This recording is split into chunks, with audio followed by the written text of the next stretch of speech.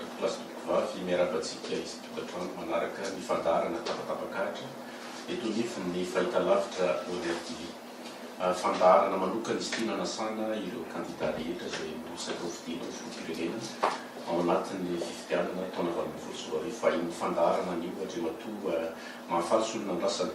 avy amin'ny antoko Olombato'ny Madagasikara larana faharoapolo ao anatin'ny pile tatokana miarabanao ny kandida. Miarabanao na Madagasikara miarabany bakaviny Olivier TV ihany koa zany amin'izao takaiza zao. Vaintsika manaraka miaramatoa Sara Rabearisoa izay avy amin'ny antoko PLD na paika slamina ho an'ny taolobea larana fahasivy kosa izy ao anatin'ny pile tatokana miarabanao ramatoa.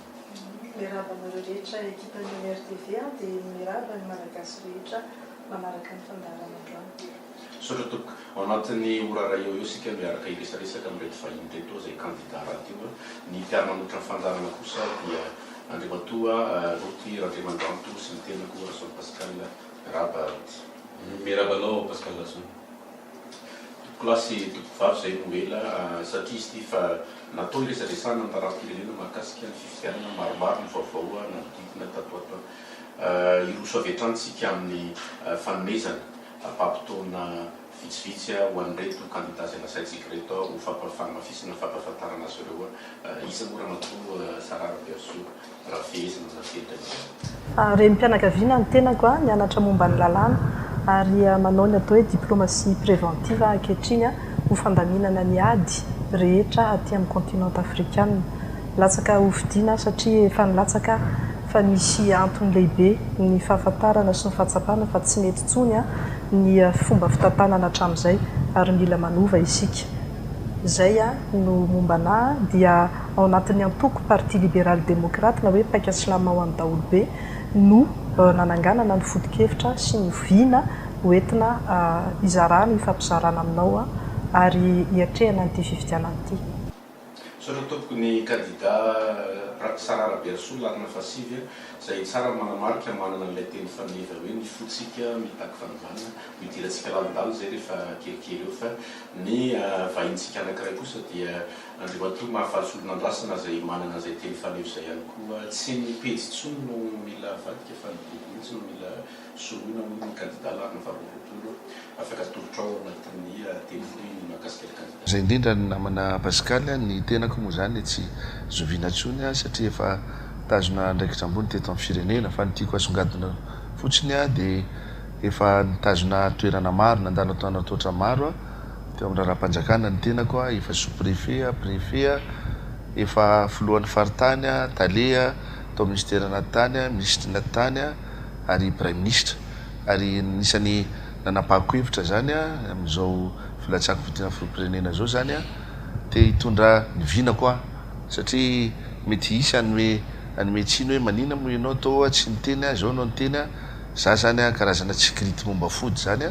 tao amin'ny fitondrana tsy tombony fampanaraka amin'izao zany vao afaka sady nanana traikefa ny amin'izany hoe inona ny zavatra tokony atao inona ny lesoka tokony arenina fotoana zay tokony hitondrako zay vina zay ho fanasoavana ny firenena sy ny mpiarabelona zao fotoana zao ka zay nisany hery lehibe nanosika zany ilatsaka irotsaka fidiana filoham-pirenena noho zay traikefa zay ananana zay noho ny fahavononana zay ananany tena ary indrandrindra ihany koa zany noho ny etsehny fitiavan-tanindrazana zany ny nanolotra anahy moa zany antoko moa izanao zao mbola tsy antoko zay fa mbola fikambanana Olombaton'ny Madagasikara misy dikany koa io ngamba rehefa avy eo azavaiko hoe inona ny dikan'izany hoe Olombaton'ny Madagasikara fa marina zay tenenao teo ny teny filamatra zay ijoroanay amin'izay fotoana zay no hoe sy ny pejy tsony no avadika fa ny boky mihitsy no soloana ny dikan'izany zavatra anankiroa zany avy hatrany zany angamba no amehezako azy hoe tokony hovaina ny mpitondra ary tokony hovaina ihany koa ny fomba fitondrana eto Madagasikara.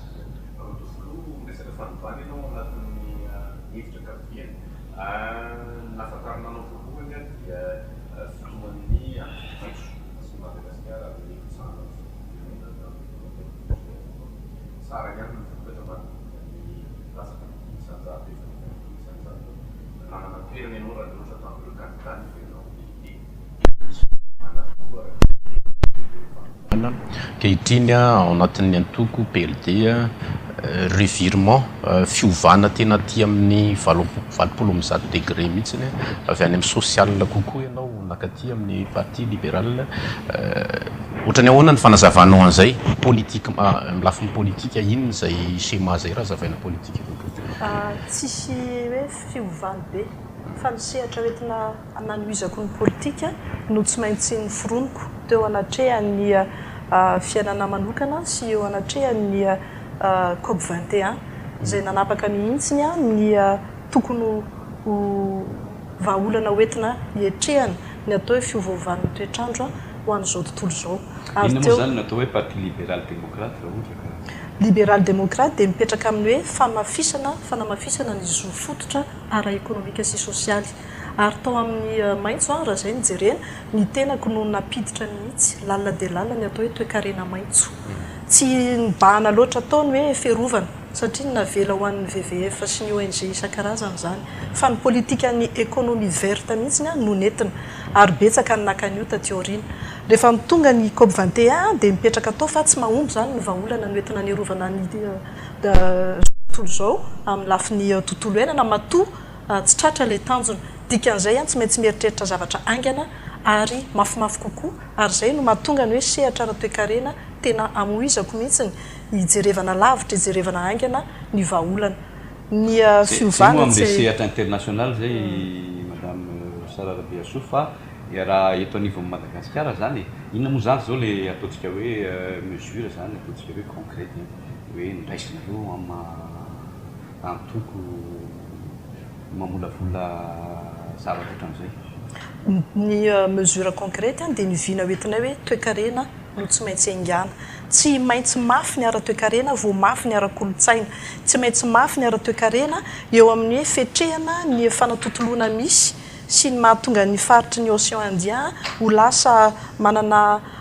anana olana rehefa hiaina an'izay hoe crise ho avy zay ary atsika ao anatina fahantrana lala tsy maintsy misy lohalaharana lahara-pahamehana amin'ny zavatra tiana atao ny tena fototra ao anatin'izay dia misy zo ary mazana ny zo politika foana no resahana anatin'ny politika fa ny anay dia tena hoe zo économique ary sosialy manaraka n'la économie zany hoe mipetraka ny fandraharana majinika malagasy salatsala ny vaventy ary zay dia miankina amina resaka fanabeazana reo zany ny anany lohalaharana satria maika daholo ny rehetrarehetra fa efatra mahantra indrindra sika amin'ny firenena ekeko zany kanefa tsy ary ao anatin'ny hoe 10 taona vinana 10 taona ny fampindramam-pahefana mipetraka avy amin'ny lalam-panorenana ananana hatreto dia tsy maintsy mametraka hoe tia no anaingako tia ny vahaolana tsy afaka misaraka ny tantara politika ianao zay le fiovan'ny antoko anankiroa zay misy ianao reo aiza ny toeran'ny kandida larina fasivy Sara Rabearisoa amina ataontsika hoe amin'ity rafitra ny fifidianana 24 ty nanana isa araka ny nambarana teo aloha manodidina ny 4.5 isanjato anao mbola voatazona ve Sara Rabearisoa zay électoranao tamin'ny taona 13 zay aiza hoe ny toerana misy ianao any malagasy no mamaritra an'izay fa raha niezaka nataoko manokana dia nitoy ary manamafy fototra mihitsy amin'ny fanaovana politika ho an'ny malagasy ny faharoan'izay koa dia ny hoe anjara toeran'ny vehivavy anisan'ny tena tsy mamela mahazo ao anatin'izay ary tena mametraka mihitsy ny hoe fahavitriako fahavononako fahasahiako ary koa ny fitondrana vahaolana tao anatin'izay 10 taona zay fa tsy hoe nitazapotsiny anisan'ny antony itsonay zany le kandida ohatrao Sara Rabearisoa anisan'izay tena iresahantsika momba ny vehivavy anapitaona kely tsika rehefa aveo iresaka an'izay fa mbola miverina kely fotsiny aty amin'le resaka tontolo iainana teo vetivety fotsiny fasikalasony tsika moa ny resaka amin'ny akapobeny zany hoe le théorisation sy le anina no tena nandidina teo fa ny zavatra akaikaiky no akaikaiky ho an'ny vahoaka zao tsika miteny zao aloha le voalohany indrindra midoro-tanety ny déforestation zany zavatra zany dia tena tsy nandraisana andraikitra mihitsy tao anatin'ny fotoana lava be vokany hitatsika io raha changement climatique zany resahantsika Sara Rabearisoa dia tena tafiditra marina ao anatin'izay tsika ina moa zany andrimateo aloha hoe inona ny anisan'le eritreritra hoe mesure tokony raisitsika maika zany mikasika an'ireo zavatra roa vontononika teo raha sitrako nga mba hiverenako kely mba hitovy zany le fomba fijerin'olona zao ataoko hoe zao fandraisanay manadahanjara zao hiverenako aloha inona mitovinanay ao anatin'ny orombaton'ny Madagasikara aloha namaliko an'izay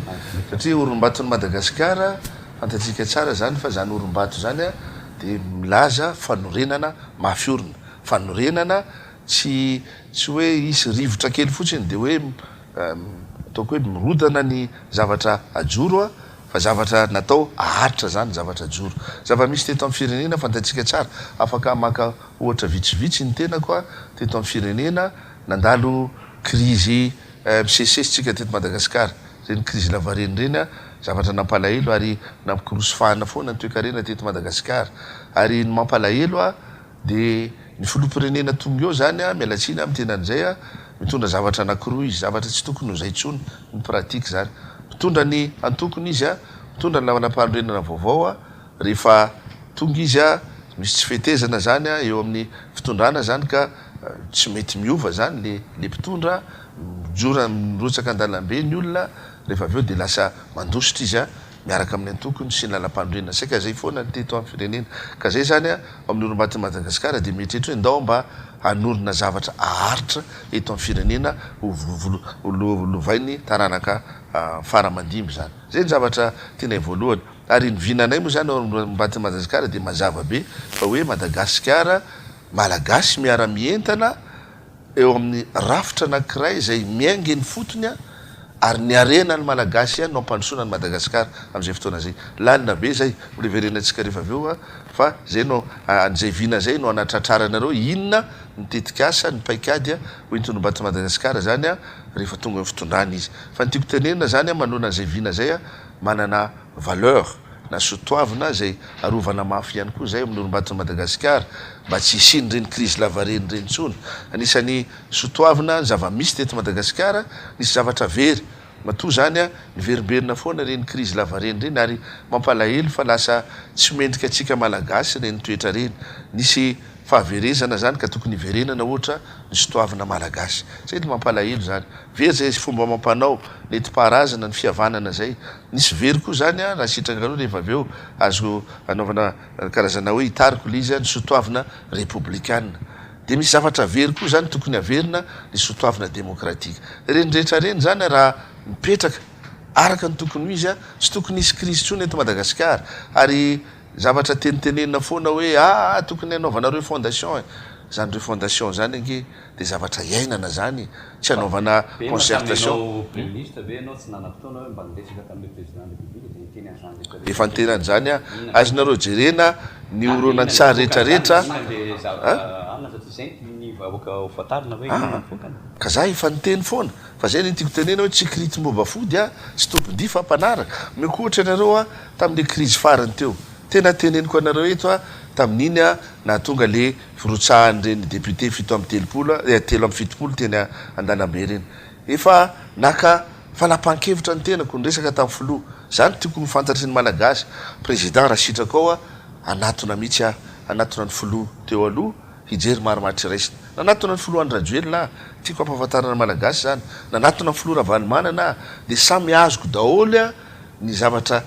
tsy hoe takiny fa mba iangaviana ny fitondrana mba analana zay mety olonilony na indrindrandrindra zavatra mety hiteraka krizy zany nentiko tany amin'ny filoham-pirenena le izy ary ny tena nampalelo ana amin'le izy lasa zandray no nandainga lasa tsy natapakahitra sy tonga tany aminy izy ary tsy azo afenina zany fa nisan'ny zavatra ny teneniko tamin'ny filoha tamin'izany fotoana zany tsy ho bulletin numéro 2 io nampandany na aresy anao le mato filoha raha io no teraka olo eto amin'ny firenena tsy resaka hoe ko manaraka ny lalam-pandrenana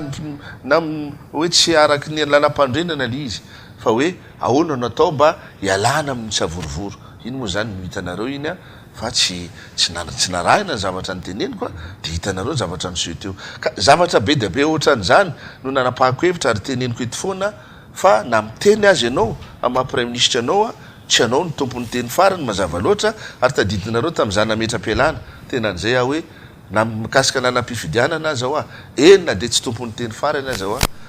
tadidinareo ngamba zay teniko zay de nanao zay ho afako mba ialana amin'ny crise teto Madagasikara zao ny fotoana nazavako azy fantany voaka Malagasy vao maika mana mafy izay ataoko hoe faresen-dahatra hitondra zay anjara briko zay zavatra zay satria tsy ilaina tsony zay fiveremberana ny crise eto Madagasikara ary zavatra tiako tenena moa zany manome ohatra fotsiny azo atao tsara ny miara-miasana dia tsy mitovy aza finan-kevitra politika rehefa mifanaja zany ny mpanohitra sy ny mpitondra dia milamina foana zava-misy ohatra fotsiny zavatra za zany ary za efa niteny foana na zao na mino avy zao indrindrandrindra efa niteny raha tadidinareo rehefa nanapa-kevitra latsako fidina efa niteny tamin'izay hoe tsy ho mpanohitra fa ho mpanarina zavatra nahagagana ohatra zao mba tay amin'ny fitenenana ihany koa ho an'ny madame Rabearisoa fotsiny de zao azafady be mavetivety fotsiny hotoy ihany ihany ty afaka mbola miteny ihany aloha faranako kely le teny vetivety kely tomba zavatra nampalahelo ohatra tamin'ny fivoriana tery Nanisana iteny kiditra ny misy tapahana lisy hoantsika zay zany ka tsy hovaliana tsony le mikasika le tontolo iainana zany na mbola iveryntsika rehefa aveo manjary lavabe ka le tiana lazaina zany de zao mba manana fanontaniana fotsiny nisy an'ireny fivorim-be teny niaraka tamin'ny seni tamin'ny Zoma enina amby roapolo raha tsy diso ny kandida tonga teny Sara Rabearisoa moa tsy teny président Mahafaly teny fa nandeha nisy fotoana raha juina tsotsotra zany inona ny tapaka teny de hoe reto ny doléance an'le olona voalohany sokafana amin'ny liste électorale anjaran'ny seni ozy izy no manao fanadiovana ny faharoa atsangana ny cour électorale spéciale eo amin'ny toeran'ny HCC fahatelo conférence souveraine na fivorim-be maefa azo atao anatin'ny 5 andro hoe zany Sara Rabearisoa raha ohatra ny ka azo atao zany everiko fa nanao an'izany daholo ny firenena rehetra manana crise sy te hiala amina crise misy ny atao hoe visavisa dia misy ny atao hoe vina dia misy ny processus électoral zay voafetra ny lalam-panorenana ny fotoana fanaovana azy dia misy ny atao hoe processus na fampihavanam-pirenena na mety eritreretantsika ny momba ny lalam-panorenana zay tsy voafetra ny fotoana anaovana azy Madagasikara ny firenena tokany eto ambonin'ny tany ny aina ny atao hoe nini ary manana an'ireo processus anankiroa ireo miara-miainga ary tsy tody hatramin'ny farany tsy vitantsika anatin'ny 5 andro zany zay dia tsotra fotsiny raha bangona amin'ny teny iray dia hoe ny fanatsarana rehetra azo atao dia tokony atao ny tsirairay dia tokony mandray ny andraikiny ary tokony manaja ny atao hoe tanytandalantsika eo anatin'izay fanontaniana tsotra ny no avaliko ny fanontanianao amin'ny fomba hoana moa mametra antsika lohany olany na tsika mandeha fifidianana na tsika manao référendum na tsika mikorotana dia manao assemblée constituante dia makany amin'le resahana io hoe inona souveraine anga zavatra efa niainana zany ary izay mihitsy le izy hoe aoka tsisy olo tenany vahoaka ny izaniza dia avelao le vahoaka indray mandeha isaky ny 5 taona izy mampindrana amin'ny fahefany dia tokony ajainy zay ona monsieur le premier ministre za moa niainanao tsara tamin'le intervention anao nisy interview nataonao kely tariana alohan'ny andehananao tao ianao name sosikevitra ara teknika amahana ny olana dia ohatra nanipy kely ianao tany amin'ny dideratsiraka hoe na ianao arangely nanao ordonnance tamin'ny fotoanany zany mba tiako iverenana kely zany toy ny zavatra resany filoha Sara Rabearisoa teo tena ombako manana izy iny za efa niteny aminareo foana za en tant que hoe mpiasam-panjakana ambony dia manaja lalàna miezaka manaja lalàna foana rehefa zao ary tiako averina foana iny zavatra tsara ho jereny taranaka faramandimy nisy ny zavatra tsy nety nataon'ny filoha-pirenena tamin'ny fanangana cour de justice dia ny gouvernement tanoravana tsy nanisy olana hitanareo ngamba fa ampifaliana no nametrahako fialana ny ahy zany efa zatra an'izay ary zarina amin'izay ny malagasy hoe zarina amin'izay fanajana lalàna nanome sosikevitra ahy zany mahakasika an'izy iny tapahana mo ary fantatry fahareto teteny hoe tsy hoe rehefa filoha-mpanjakana ambony ianao dia afaka manao ny tianao manome baiko ny ministra ny serasera hoe tapao rehefa miteny nga Mahafaly zany kosa ary zavatra ohatran'izay foana tena nisy nanadiady tamin'ny journaliste tao tena niteny zareo fa ny filoha-mpanjakana anjaranareo mahafantatra hoe izy le filoha-mpanjakana no nanome baiko hoe tapao ny intervention nga Mahafaly zay zany zavatra ohatrany mampalahelo zavatra ka tsy fantatro mety matahotra na ty matahotra ngamba hoe le gabariko zareo mety everiny fa hoe tsy milatsaka mako misy olona tsy milatsaka fa misy olona toanana ary fantatsika izy ny toanana inona ngamba tsy de siko resaka firy fa iverenako le position-nay position koa sy ny position-n'olo Madagasikara de mazava ny anay fa tsy fotoana tsony zao anaovana iverenan-dalana ray marche arrière ary mazava be le teny filoha Sara Rabearisoa teo hoe aoka tsy hisy olona tena ny malagasy am'izao hoe zay ny nanaovana fifidianana zay nge niteneniko tamin'iny fa mba aoka samy anontany tena hoe inona marina no tena tadiavin'ny malagasy eto amin'ity firenena ty inona ny tena andrasan'ny malagasy zavatra andrasan'ny malagasy voalohany aloha hoe mba hiadanana am'izay mba hisiny zavatra foana ao anaty vilany mba ho afaka mianatra foana ny zanany afaka mba manana tahiry izy anamboarana trano ray andro any zavatra ohatran'izany ilan'ny malagasy faharoa mieritreritra izy sahala amintsika rehetra fa tsy maintsy amin'ny alalany fanarovana amin'ny fifidianana no anisany za tsy miteny io no isa no ahafahana mametraka zay fitoniana sy rosotsika am'izay taoko hoe fampandrosoana Madagasikara vitany seni be le fanatsarana resaka ka efa niteny za tena niteny marina fa nisy nitsipaka za niteny hoe tsy possible tsony anokafana an'io liste io ny antony rehefa manokatra ny liste atsika de tsy maintsy kisaka ndray le fepitona anaovana ny fifidianana mbola tsy fantatsika ny zavatra iseho aorinan'izay satria tsika tsy maintsy mijery foana zay fitoniana zay enao zao resaka ordonnance nanao sosikevitra ny tenako tsy mety ve iny mety nanao sosikevitra ny tenako zavatra tsotra ny olona manko manao misy antécédent ony fa ratsy ny ordonnance tandremo na ratsy azy de zao ary efa manao vote par voie d'ordonnance tsika tsy maninona zao fotoanany session ordinaire ny assemblée nationale zao sy ny sénat tsy mampaninona manao lalàna tsika ahafahan'ny olona sy amin'ny fotoanany vote iny tena toeriko iny ary zay ny tsy nikoronta teto Madagasikara sady nanao ordonnance voie d'ordonnance no avy eo nanao le carnet pokotany iny tsy mety fa dieny zao mbola manana asa tapabolana de manao voie d'ordonnance amin'ny alalan'ny commission locale de recensement des électeurs c'est l'erreur ao anatin'ny c'est l'erreur ny ao anatin'ny mpanao politika ane ao anatiny afaka manara-maso ny olony inona ny olana am'izany afaka manara-maso izy le ataontsika hoe mpanoatra le hoe te aéroport inona ny filohan'ny seni moa tena hoe hevitra mety zay ny filohan'ny seni fa za zany manay ary za zany te hangahafoana reny namana mpiara-mirotsaka filoham-pirenena reny hoe aza lalaovina aza mba lalaovina ty raha-pirenena ty aza mba atao toatra fiakarana ny malagasy efa nanaiky tsika nisy fotoana nanao fampelezan-kevitra de afovoambona efa hifarina fampelezan-kevitra hoe tsy mety io nisy mpifidianana io tsy nety foana teto Madagasikara ary zany isany miteny ohatran'ny président Seni raha tsy lasa biométrie io isy olana foana za aza nanao sosikevitra teo amin'ny président Seni marina fa inareo manao hoe ny olana tsy tafitry ny olana fa mbola misy olana hafa ao tena olana ao anatin'io de le doublon reny ary zany angavo mihitsy ny filohan'ny Seni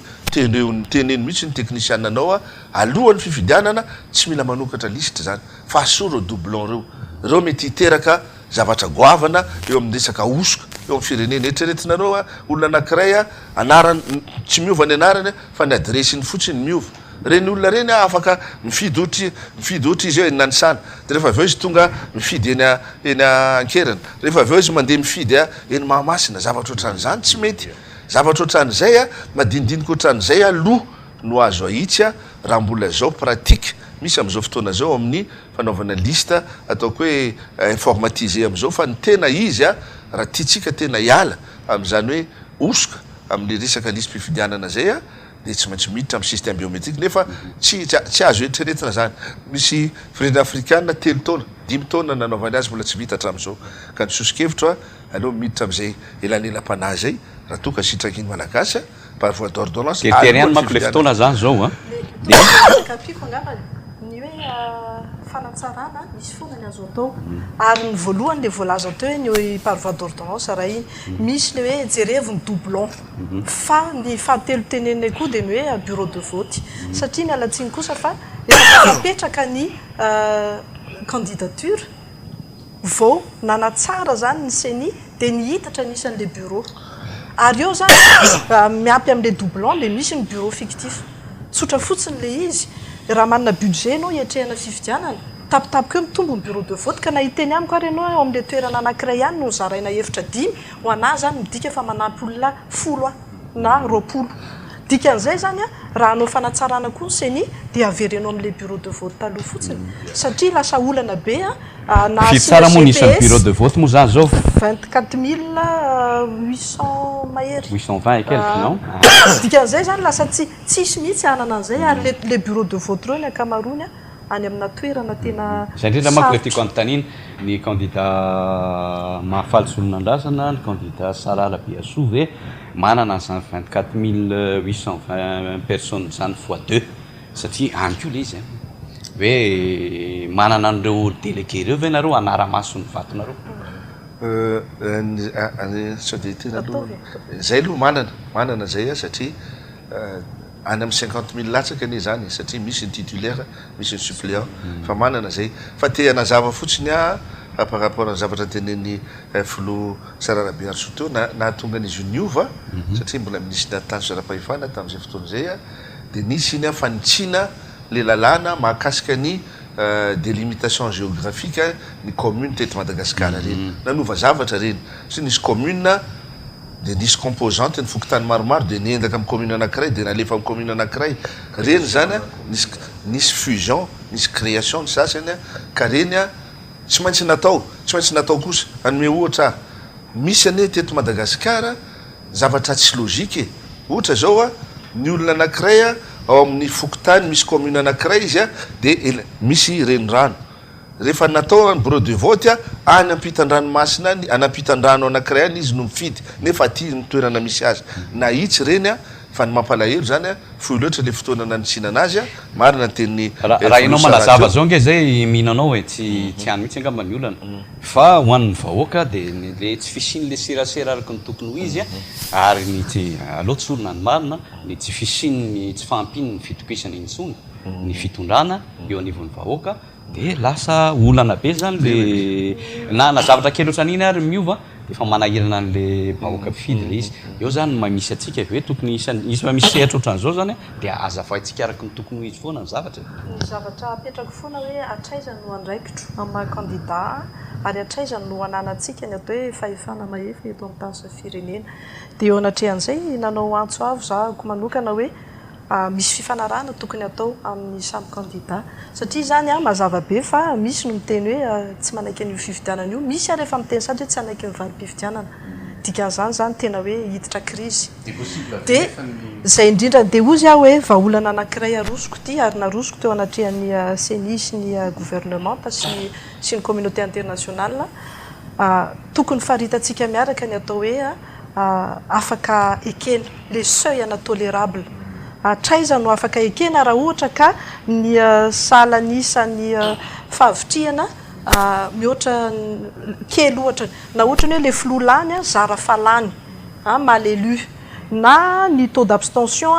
a 60% satria hita mihitsy fa isy candidat hiteny hoe aza mandeha mifidy mahavariana kely ka matofoloa ny resapirenena ny OIF zao tsika nanambara fa to mety onle iziko so de nareo candidat ihany mahita hoe tsy mety misy andrato moa izy ny représentant ny OIF marge d'erreur any amina fifidianana africaine africaine ataoko entre guillemets ihany fa za ty resaka kokoa satria tsika miresaka an'le processus électoral inareo mianadako koa nytiako resahana hoe mieno an'Andriamatoa candidat alarina faharoa amby roapolo Andriamatoa premier ministre teo aloha za manokana resy lahatra be ange mieno an'le izy fa ahoana ny fomba nazavantsika amin'ny vahoaka ary Andriamatoa Mahafaly Solonandrasana hoe enao le olona raha tsy ahivitsika ny tantara tato ato tato anatin'ny tetony ty de nambaranao teo ihany le hoe crise miverimberina ozy izy Andriamatoa candidat ny fangatahana ny avy amin'ireo le hoe solombavam-bahoaka ny fanovana zay moa no nataondry zareo anarany de hoe zao acteur lehibe tao anatin'ity fifidianan'ity Andriamatoa Mahafaly Solonandrasana satria neranana anaiko de hoe izy ty élection anticipée zany hoe tena tsy afa misaraka amin'ny tantara politika ny Andriamatoa Mahafaly mihitsy satria tonga tamin'ny fotoanan'ny fametram-pialana araka ny nambarantsika teo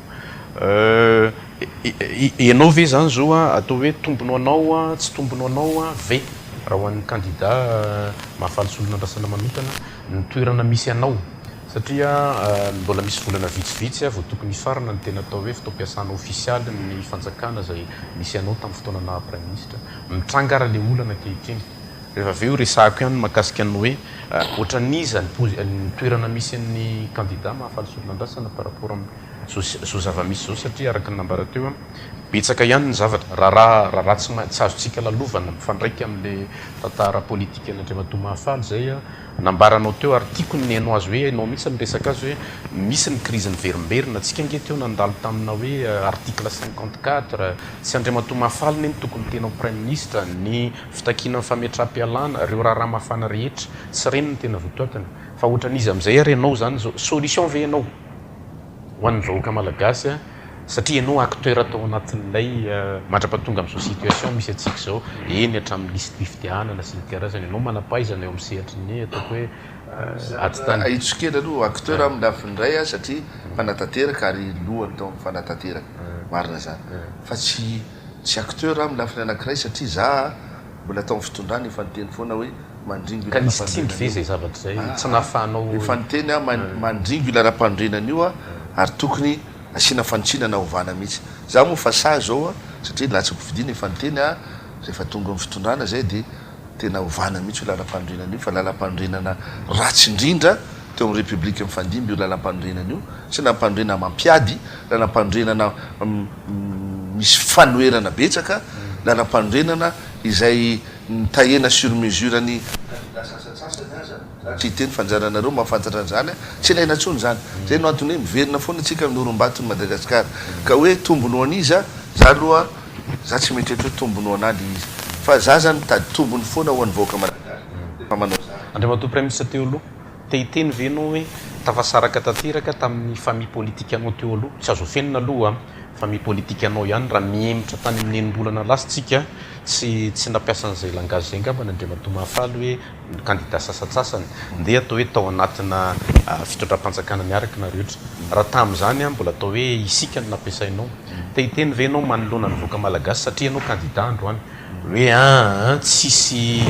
misy any eritreritra manko hoe sauf fampisaraham-bato no nahatonga anao kandida tsara be zay fanontaniana zay no antony tenenako foana hoe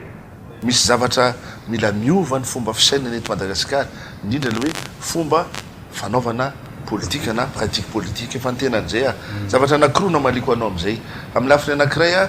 tsy nanenenako nandray anjara tamin'ny maha-olo-pirenena tao anatin'ny gouvernement tena tsy nanenenako ary zay zany zavatra teneniko anisan'ny valeur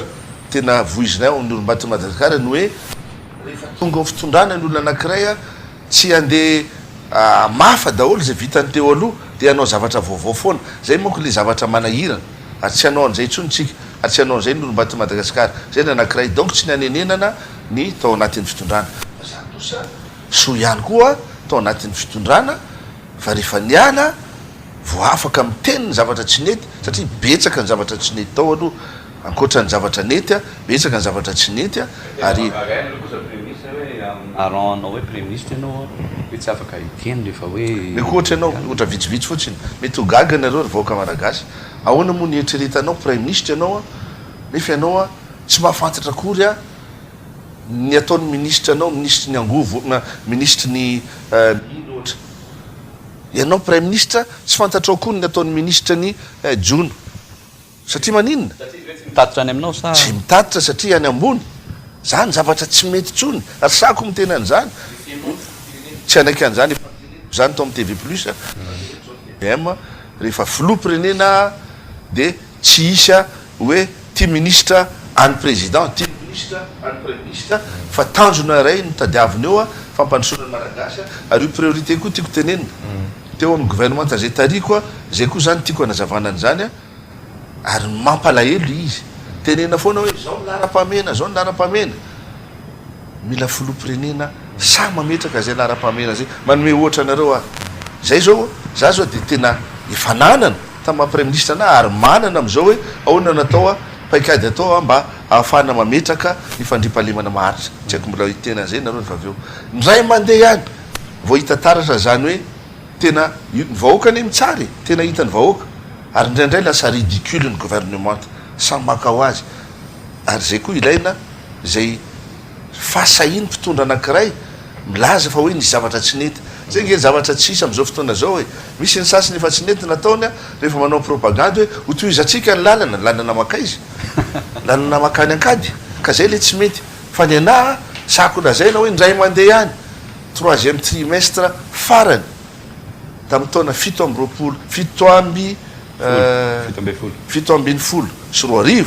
no tena nandonda tabatra ao tamin'ny conseil de gouvernement nanao hoe efa tsisy tsony a ny ministre ny finance a izao insécurité zao a anaovy coupe sombre daholo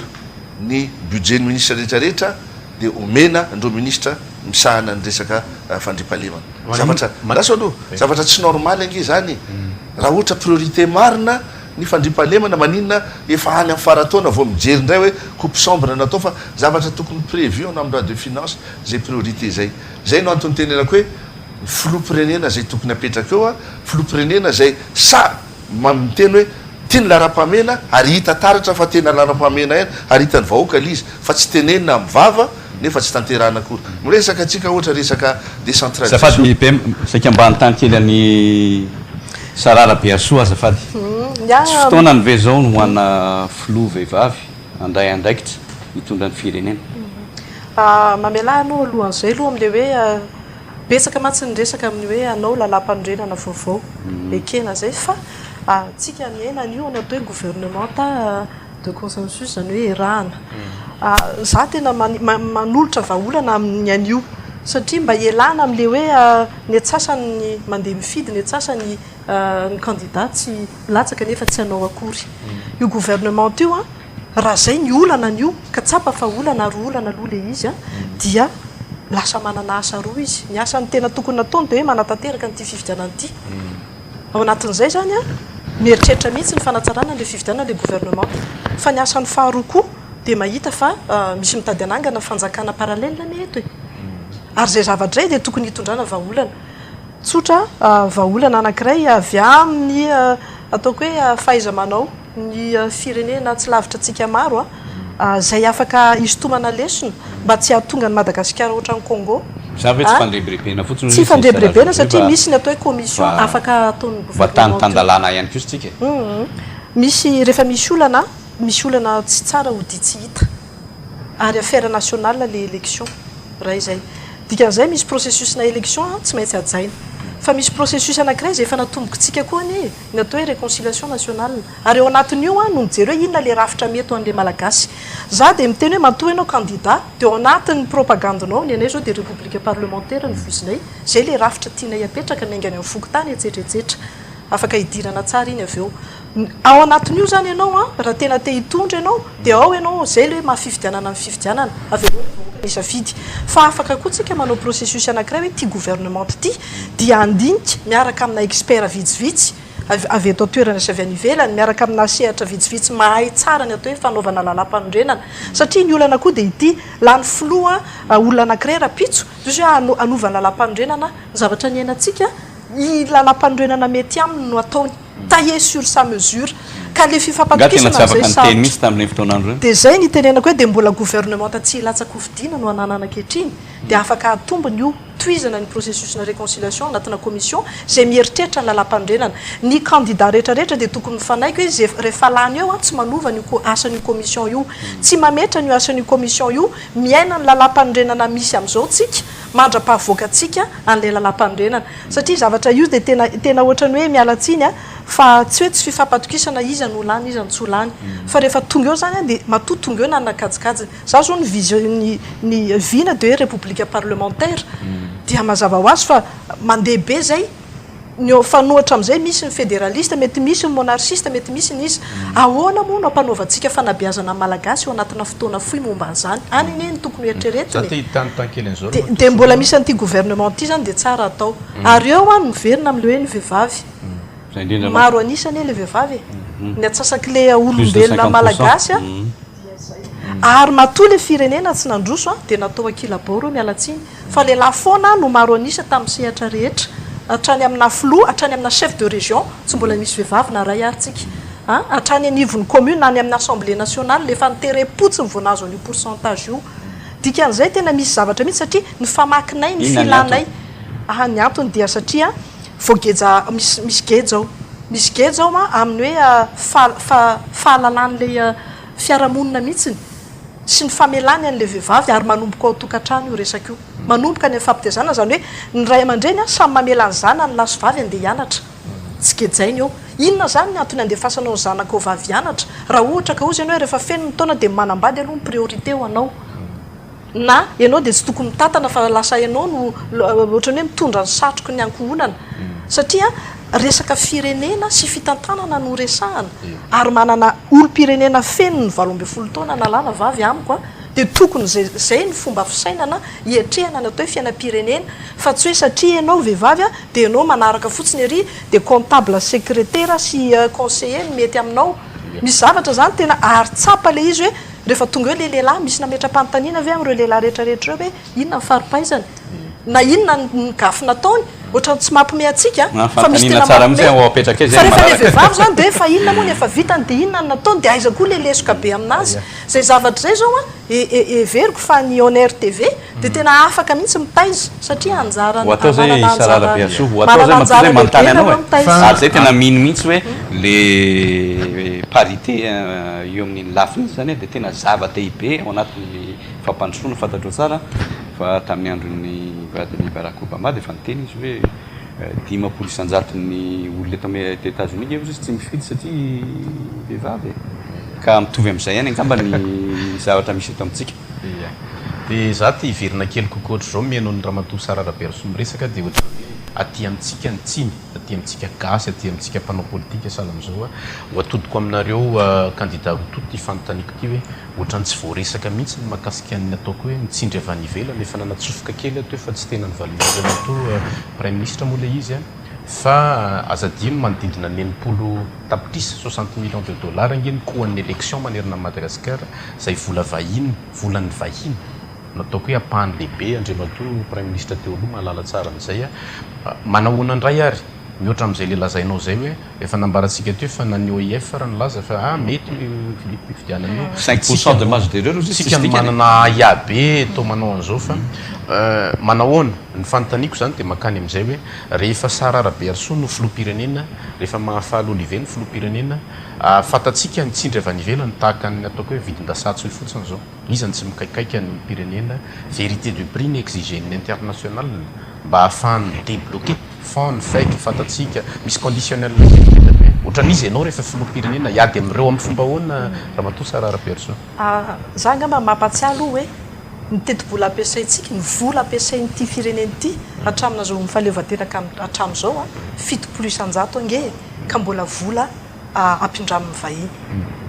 zay zany aloha azadino zany hoe naninony tsika rehetrarehetra ao anatin'ny fotoana vanim-potoana lava no mampibabitrosa taranaka dia ohatrany hoe vaolana sadasada ny nentina nisy efa nanandrana ihany teto nampiakatra ny toe-karena fa mialatsiny fa ohatrany hoe ny anazy manokana no hitany tao anatin'izay nanandrana atsika nanao ny fisafidianana vahiny na ny hoe loko tandrefana na somary naniditra communiste na somitra nanao an'izao tsy hany le olana fa ny fahatsapana mihitsy ny hoe omena aniza le toe-karena ho anay manokana tsotra be ny amaliko an'izay voalohany aloha ny PLD dia misokatra amin'ny firenena rehetra ao anatin'ny Nations Unies misy zavatra antony lehibe ny tenenako an'izay ny faharoa apetrako dia ny hoe ny fitsinjovana ny malagasy tsy voatery dika fanambakana vahiny ary misy zavatra eto amin'ny faritra iainantsika ity sy ny zavatra efa nisoniavin'ireo filoha teo aloha ireo ilana fandanjalanjana misy ny fanatsarana tsy maintsy atao ohatra hoe amiko raha ohatra ny ka manao fifanarahana amina firenena anankiray lehibe ohatra ny hoe Chine velaran-tany anankiray lehibe tena toko hoe fahatsasa manila ny Madagasikara no ao anatina fifanarahana miaraka amina Chine amiko tokony niditra référendum zany ahoana moa ny eritreretiko ohatrany hoe ny firenena ohatrany hoe Frantsa dia miara-miasa amin'ny Qatar dia ny atsasaky ny Frantsa ohatrany hoe manomboka eo amin'ny Paris midina makany amin'ny farany atsimony dia budget any Qatar vola avy any amin'ny kesin'ny Qatar banque-ny Qatar no atao ao dia mandeha fotsiny zany ministre folo mandeha miaraka amina filoha dia atao le fifanarahana fa mahasoa antsika malagasy zany satria ao anatin'ilay kajikajy ve tsika fa le malagasy kosa ao anatin'izay amina resaka tany de référendum zany amiko a ary rehefa tsy vita référendum national fa io tokony national satria tena Atsasa-Manila fianara-tsy midina le izy hatrany amin'ny Grand Sud zay koa anankiray tsika aloha tsy maharo an'io io zany tokony apetraka tsara le hoe zone économique maritime 3000 miles io aiza ho aiza ny fiarovana an'izay fa ny fiarovana rehetrarehetra dia tokony hitovy koa io tsy hoe andao resahana manokana ny îles éparses fa aminay ny arena rehetrarehetra na rehetrarehetra ny Bemolanga ny Fasimaity dia mitovy amin'ny îles éparses io zany hoe tsy hitako mihitsy ny antona hitanao le hoe misakasaka ady lasa makany amin'ny fifandraisany samy firenena manko raha matosara fa zay mihitsy ho an'le tsindriny politika indray dia eo mihitsy manana ny miverina zany hoe ny olona rehetra ao anaty Nations Unies avy eo ny firenena rehetra ny manana ny politique extérieure any zay souveraineté nationale ny zany raha pitso tonga eo amin'ny fitondrana manana ny politique extérieure tsikisika dia souveraineté nationale à Madagascar zany raha miheno antsika eto manko dia ohatrany hoe tena tsy nanao ninina mihitsy zany le olona rehetrarehetra tany amin'ny lohatany kosa tsisy mangarahara andre mato premier ministre teo tianao fanamarina fotsiny fa ela be tsy nandray fitenenana teo efa fanontaniana efatra mihitsy natefa tamin'ny filosara ka mba mangavy anareo mba zatapahana raha iverenako kely le fanontaniana efatra zay ndresaka mahakasika lalam-pandrenana teo tiako verenana indray mitovitovy ny anay menada fa zavatra kely tsy hitovizana rehefa mijerinareo eto Madagasikara ny zavatra tena tsy azo iverenana tsony tiako miresaka an'izay dia hoe ity resaka fitsaram-pahefana fandraisana ndraiky sy nivoaka ny fotony io zany ataoko hoe processus irréversible tsy azo iverenana tsony ninina mety ho rafitra petraka eo républicaine na inona tsy azo iverenana tsony zava-misy satria zao avelao ny vahoaka taratry ny démocratie zany avelao ny vahoaka ny fotony resaka fokotany ny filosara teo marina zany mbako marina avelao ny vahoaka ny fotony no andray fahefana izy mihitsy omeo ihany koa ny enti manana sahaza azy mba hahafahany zany mahafantatra ny lara izy mahafantatra ny lara-pahamehana ny aminy izy ihany koa no natanteraka an'izay miaraka zany koa samy fantatra ka zay zay le ndresako hoe tsy natao lara-pahamehana le izy ary zay raha anao sosikevitra zao kosa zany ny zavatra tsara ho fantatsika zany filoha zany mialatsiny eto tsy mikritika zany filoha zany tsy olona hiteny hoe apetraka amin'ny safidinareo vahoaka tsy zany no ilana ny filoha samy teny hoe zao no etreretiko hitondrana anareo ny vahoaka inona ny hevitrareo mba manambara farafaratsy ny lalan'izorana mila olona manana décision zany filoha zany fa tsy olona ao anatin'ny filoha zany no ametrahany malagasy ka zay efa nitena hoe tsy azo iverenana processus irréversible izany hoe fanomezana vahana zany fitondrana eny fotony zany dia isy raha-nampanondrenana zay ho amboarina zany tsy anao tervaimanta zay tsy atao ohatrany volobojaza tereko masaka fa ao anatin'ny heritaona tena ampahafantarina ny vahoaka hoe zao no anatin'ity raha-nampanondrenana ty zay ny enona zay hitahitany vahoaka zao zava-misy am'izao fotoana zao ny makany anjorobe fotsiny ianao dia fa hitanao sahady any ny vesatry ny zany centralisme vangony fahefana hito amin'ny fanjakana fibe zany le izy moa zany zao ny amolavolany le hoe mety hoe constitution valovavao io non ny technicienne amolavolany zany ny technicienne zay miaraka non tsy amin'ny telona zay manko le problème zay le fomba fijery taloha foana zany technicienne tsisy teo aloha na androanina ankehitriny fa ny technicienne foana tokony tezaina am'zany teo parenthèse fotsiny io fanaovana chasse aux sorcières io tsy tokony isy tsony miovany anina technicienne ny manompo ny olona zay tonga eo fa tsy hoe zay ny nampianarana azy zay nanofanana azy ka rehefa miova ve ny fitondrana de hoe satria niaraka amin'ny anina dia hopetahanao reo technicienne reo fa iny tsy de hidirako iny fa omena anatin'ny heritaona ny vahoaka amantitra ny ao anatiny za zao kanefa administrateur civil ny tena koa mbola betsaka zavatra tsy fantatra ao anatin'ny io constitution 2010 io satria maninona nataony tereko masaka ohatrany voalobojaza fotsiny hoe tsy maintsy lalina le izy ary ndraindray aza tsy nifanaraka amin'ny zavatra tapahana tany amin'ny concertation régionale sy concertation nationale zavatra atao anatiny tanareo fisavoritany ohatran'zany ka ny zany ny filoha-pirenena zany olona samy laza hoe tiry vahoaka malagasy ny lalana mba proposeko anareo zay izoranareo fantarony ao anatiny raha tena d'accord anareo anatin'ny heritaona da ho fiditsika miaraka zay le référendum raha tsy d'accord anareo manao tsy ary io zany ary zay koa le toetsaina mila hitezana ny vahoaka tsy voatery hoe manao référendum dia milahely foana ny mandrisy zay koa tezay no rombatra Madagasikara tena ovana io laram-pandrenana io fa vao tonga eo dia efa manomboka le processus tsy hoe tonga dia anao référendum tsika zay le tiako tenena fa hoe omena fotoana lava eritona avoaka malagasy afantatra ny ao anatiny io resaka référendum iverenako am'izay le tianareo tenena teo hoe ahoana ny anareo mahakasika le vahiny zay nge lefa nyteneniko teo hoe rehefa nyresaka vina teo mazava tsara ny vinanay dia zao hoe tsy ioa zavatra fanampiana avy any velany omeny vahiny io ny ampandrosatsika eto Madagasikara mekoatra anareo aide budgétaire n'Union européenne ny 60 millions d'euros par an zany 60 millions d'euros par an zany tsy ampandroso atsika zany ny arenatsika malagasy ihany raha atsika mitantana azy io no ampandroso atsika areto tonga dia miteny ary saya fa niteneniko saya sala mifoloa afrikana maro ahoana moa no viravirainy mivahiny zany ny arena ankibony tany andranomasina atsika mijery fotsiny nareo mekoatra nareomekoatra zay le hoe sécurité momba fody oa tsy tompony fampanaraka averiko foana zay tsy nanapa-kevitra aloha tena mako azavady manome ohatra raha mijery anareo am'izao fotoana zao tsy nentiko le chiffre ampelantanako resaka QMM anareo sy ambaty vy zava-misy am'izao fotoana zao 2% na recette miditra amindreo orinasa reo mba miditra amiko dabolany fanjakana hitanareo normal ve zany tsika tompony arena ka rehefa tonga fitondrana ka rehefa tonga fitondrana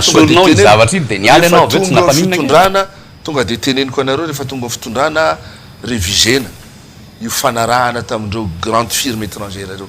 satria nanapotika atsika malagasy révisena reo sako milazany zany sana firenena afrikana maro ka zay zavatra le fanaovana eny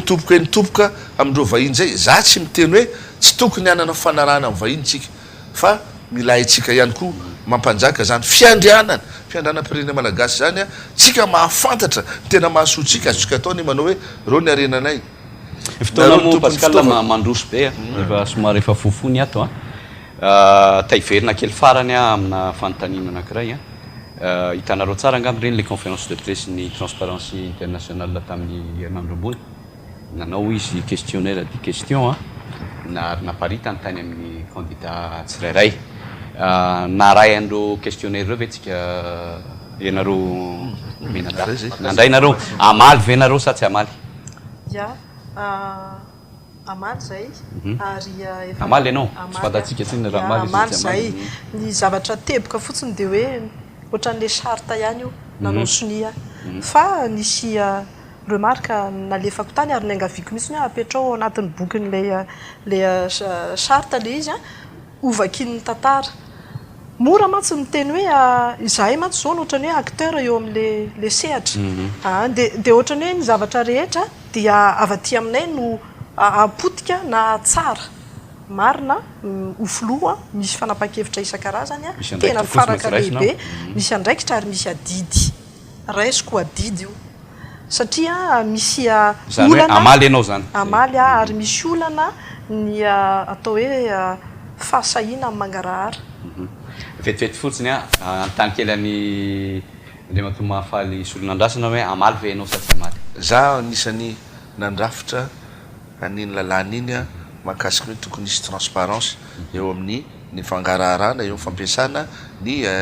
tetibola zay tantana ny candidat ahoana moa isy fanoerana zany eo amin'ny zavatra efa nanako conviction sy ny zavatra ho ataoko mazava loatra fa tsy maintsy amaly mazava ho azy raha le 182 millions zany boky be hotoizako le izy hoe ny tena mahavarinany ny tsy nanaiky ny ametrahana ny atao hoe fanazavana fandaniam-bola amin'ny fifidianana nge dia ny solombavam-bahoaka ny tim sy ny HVM sy ny mapary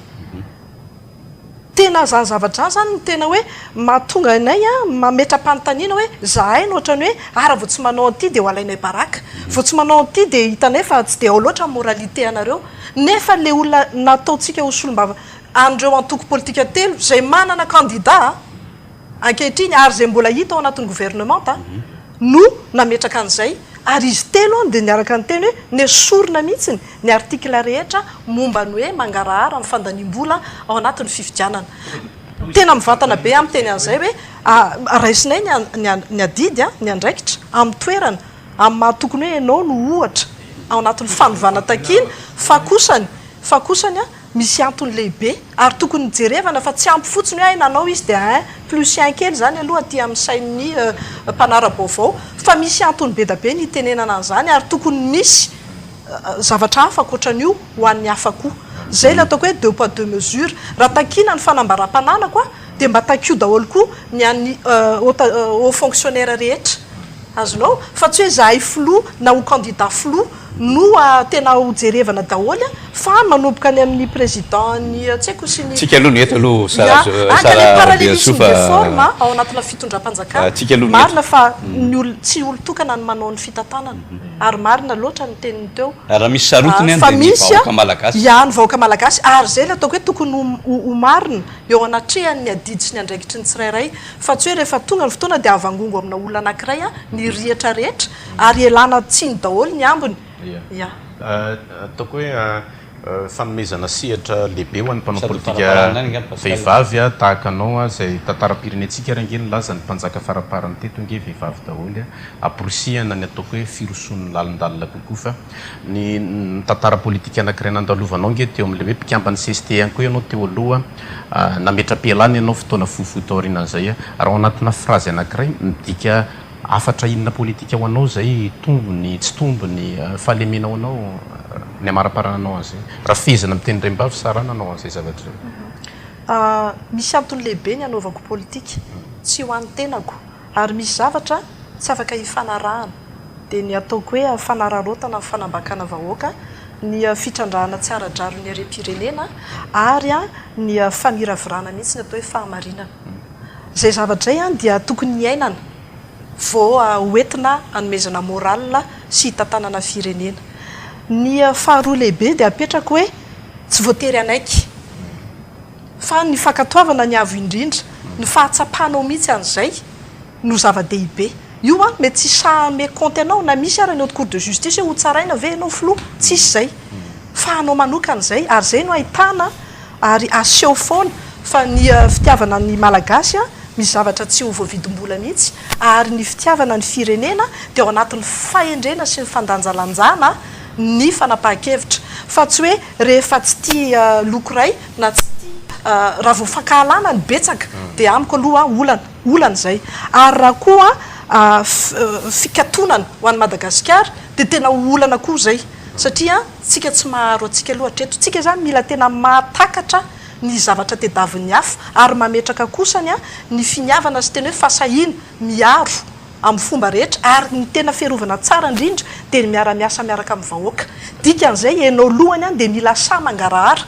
ka na inona dia ho azon'le vahoaka hoe zao ny tiany ora matoa eo atao dia za tena mahatoky fa matoa tsika tonga amin'izao sehatra zao malagasy mbola manana an'izay fahendreny zay na inona rivotra mitsoka ankehitriny fantanina re farany any Mahafaly Solonandrasana raha mipetraka amin'ny toerana vahoaka inona no assurance omenao ahoana ny fomba ilazana andriamatoa Mahafaly Solonandrasana hoe izaho re olona le candidat tena izy raha atao hoe tsy azontsika hodiana tsy eno tsy hoditsy hita reo misy raha vitsivitsy maromaro ihany na atonona ny anaranao mety ho endrikendrika ho mety ataoko hoe gafy politika ave nao andraisanao an'ireny misy reo le hoe vola very tao an-tranonao resaka biometrika ianao teo reny le zavatra maromaro isan-karazany reny eo ihany koa reo lalàna maro atolotra anivon'ny ataoko hoe assemblée nationale an'izay DES sy ny karazany atao hoe associé amin'ny anaranao tamin'ny article gazety anankiray anao efa nanambara fa karazana attaque politique atao aminao le izy raha manontany zany raha olotsotra dia hoe ahoana ny fomba assurance omen'andriamatoa Mahafaly ana fa izaho ry Pascal le olona idéal le profil idéal pour être un président de la République zao ny voalohany volamena lazaka ambovoka tsy avelan'ny toetrany tsy hamiratra za tsy hiverina akory amin'ny adihevitra pokaty zay tsy hitondra vokatsy hoe tao amin'ny firenena fa betsaka zay nresahana mahakasika an'izay ary ny zavatra mahagagana foana averiko foana nanomboka minisy ny atany tsy nijano io ataka io ary misy groupe de presse io tsy ny mpanao tsy ny presse rehetrarehetra ary ro toko tenenina eto groupe de presse ny mamina vatomanga ny ataka ana foana hatram'izay ka hatram'izao aloha tenenina le izy misy antony asa matavitra nga hoe ilatsaka ary tam'izany be da be jereo fa tsisy presse hafa miataky ana fa tsy zay ino moa azy iny fa ny tiako tenenina ino ny assurance zange fa nifanerasera tamin'ny vahoaka foana io tsy azo amboamboarina io toetro zay zany zavatra tiako tenenina tsy azo amboamboarina io toetro na ia tsara velatsia azy anao zay le hoe chasser le naturel et revient au galop tsy maintsy mivoaka foana antanio reny mpiaramonina amiko antanio reny mpiaramiasa amiko reny manahoana olona mpanao risorisy ve sahoana antanio ny olona zay mifanerasera amiko na namako na tsy namako azy zay nytiako tenena hoe zay indrindra ny zavatra tokony hoe le niteneniko hoe tsy nipetso ny avadika fa ny boky ny soloana aoka le fifanaratsiana le fanosorapotaka reny efa ajanona fa tsy mitondra makaizy za zany tena mampalahelo mahita ndraindray ena amin'ny reny réseaux sociaux reny mifanaratsy ny samy kandida siny amiko tsy mendrika ny sotoavina mahamalagasy reny zay no antony tenenako hoe fotoana zao anaovana boky vaovao ary za tena nentana ny malagasy hoe ndao tena hiaraka anoratra ny tantarany Madagasikara tena tsy ao anatin'ny fisaratsarana fa ao anatin'ny tena firaisankina averiko foana ny teniko teo ao anatin'ny rafitra anankiray zay tena ahafana miahy ny vahoaka treny fotony ary ny arenany Madagasikara no tena ampandroso azy ary zay no antony tenenako hoe za zany tena miteny foana ito anisan'ny tombony ho an'ny tenako ary zay ngamba ny tsy zakany sasany inona moa zany fa tena nandalo rafitra tanatoatra rehetra nijery anareo ny filoha rehetra any ivelana any États-Unis any Frantsa de zay ny zava-misy tena mpitantana ny olona nianatra fitatana raharam-panjakana foana no mitondra any ka tsy misy mitsapatsapa rehefa tonga eo fa tena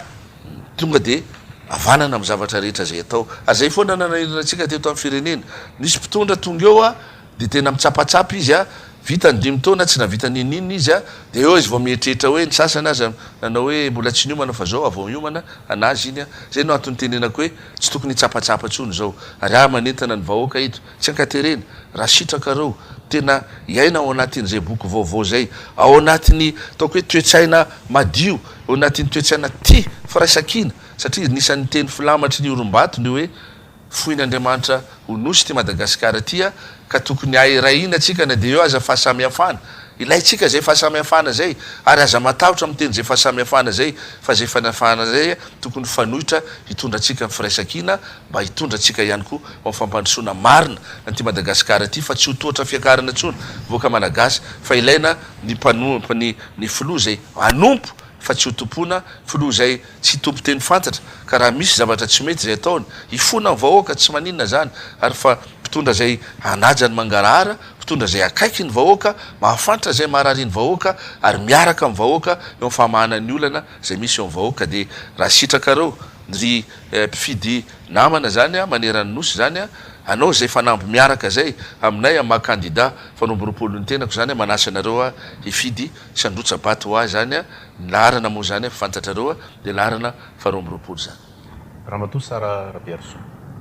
Ya tsy misy mihitsiny ny fampandrosoana raha tsy misy fandriam-pahalemana ary tsy misy koa fandriam-pahalemana raha tsy misy fampandrosoana